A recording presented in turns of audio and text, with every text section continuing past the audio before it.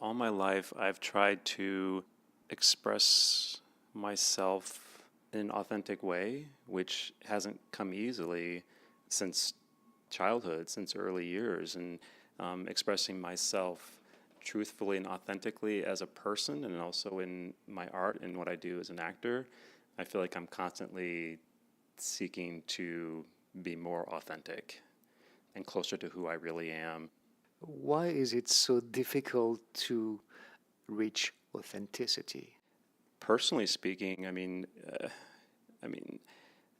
you've got society's expectations and stereotypes and norms that are always working against what's really authentic inside you. So it's not easy when so much about society is about conformity. And then just from an acting standpoint, every time you're doing some work and you're bringing to life someone that's on the page and that's a real character, a real person, and deserves the respect of having a real human expression in the art or in the work, it feels like there's a lot of pressure to do that and get as close as you can to it. But then, your own issues or your own methods or your own things can become obstacles and blocks in the way of actually being as authentic as you can be in that character. Even for a fictional character. Yeah, because even if it's a fictional character, a person like that exists somewhere in the world. And you want to breathe life to it and bring humanity to it, even if it's someone that's really terrible, because that person's voice and motivations need to be out there, whether it's to honor that person out there in humanity or it's to bring truth to something that the rest of society and humanity needs to see and hear and be aware of. How did you come to acting? I can just remember my third grade class was doing a production of an original play, and I just knew I had to do it. I just felt compelled, and I had to be a part of it. And I just remember feeling so alive and so overjoyed performing that it was just like I knew it was in me. So I knew early that I wanted to do it. What was the greatest challenge you had to deal with when you decided to become an actor? I think just fear, because fear of maybe a difficult life. Because I think when you are studying acting and you are studying in a serious way with other people who are serious to make it their profession, it is hammered into you so much in school about you better make sure that you love this and that you can't do anything else, because if there's something else that you can do, you should get out and do that, because the life of an actor is hard and challenging and difficult, and it really puts a lot of fear in you about, do I really want to do this? Do I want to do this because they're making it sound so horrible? And so I think just getting past that fear and telling yourself, yes, my love for this outweighs the unpredictability and the challenge and difficulty of an actor's life, and to say, I'm going to do it because I have to and I want to. As an actor, you give life to characters. How do you prepare yourself for that? It kind of depends role to role. There's some times where I can read something and immediately there's something that I connect with and something that I see or feel, and that character just comes to me. I know who that person is. I know how they talk and they behave. I still have a lot of work to do to flesh that out, but I get a good sense of the character immediately. And sometimes you're lucky that that happens. Other times it's a real slog, and if definitely like when I'm doing theater and I have a rehearsal process or rehearsal period, I might not quite get who this guy is or connect and feel like completely that we're in sync with each other, me and the character. And I might struggle all through rehearsal. Improvisation, helps, but not all the way, or working with voice or my body or doing different things to kind of figure out how, just quite getting in that guy's shoes. And then it might be, halfway through the run, something clicks. Like, yes, I got him. I understand him, and I feel like we're together, we're aligned, and the character and I are, walking the same path. It just depends. And sometimes when you're struggling, you just have to be creative and just try different things. Try different things that can bring you closer. And it could be, researching their past or researching their profession. There could be a number of ways, but you just got to stick with it. It might come closing day of a show, or you might discover, a month after the show's closed, like, oh my gosh, if I only would have known that back then, I would have tried this or done this. So you just have to do the work and hope that it comes when you want it. What kind of risk do you take while acting? One of the big risks is to really let go of all of the preparation and work and thought that has gone into the work, to kind of just be on the edge of that cliff and saying, okay, I'm on solid ground. I know who this person is. I know what this scene's about. I know this character in and out. I know the lines of the person that I'm talking with. So, there's a certain amount of expectation of what the scene's going to be. And then just to step off the cliff and just say, but I'm just going to forget it.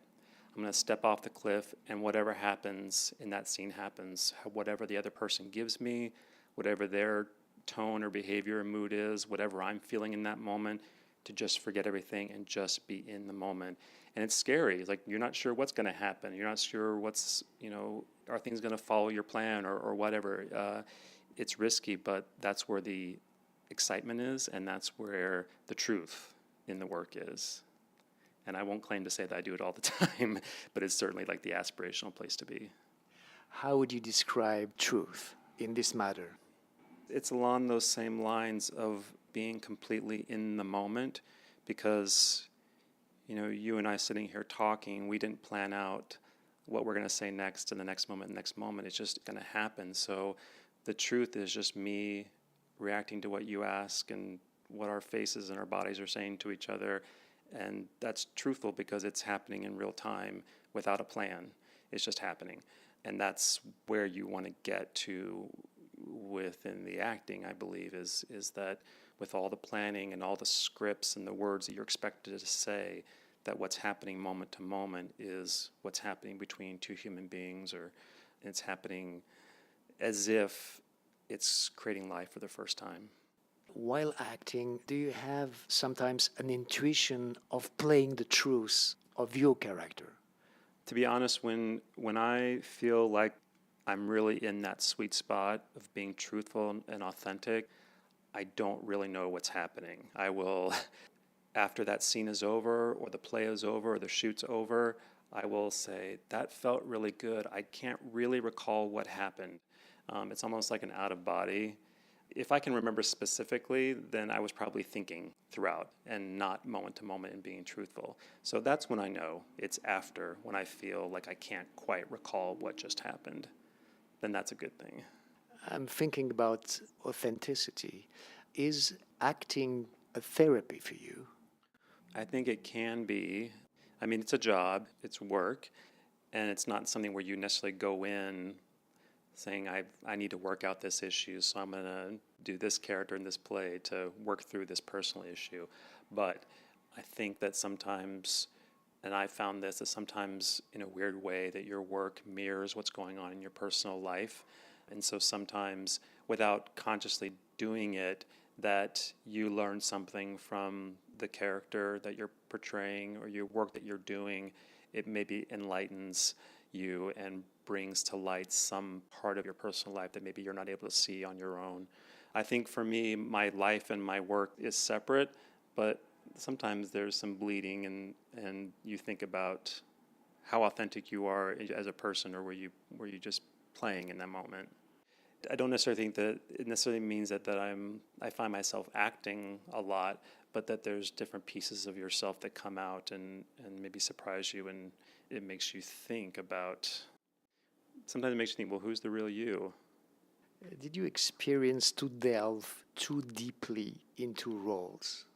Not in the way that I ever found was destructive.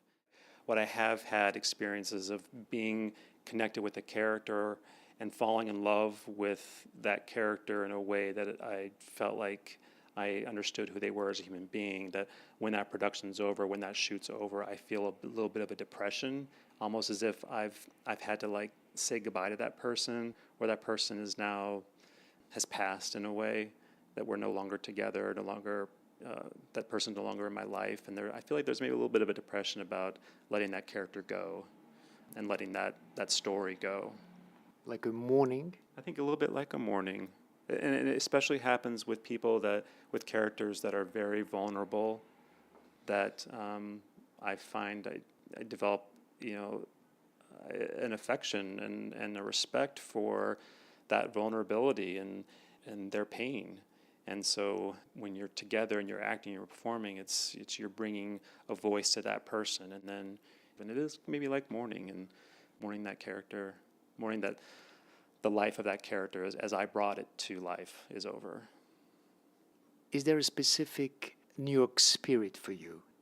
I certainly think about New York being such a diverse city, that the universe of human beings and potential characters and people in this world exist all around us in New York City. I mean, every type of person you could possibly think of lives here around the corner from you.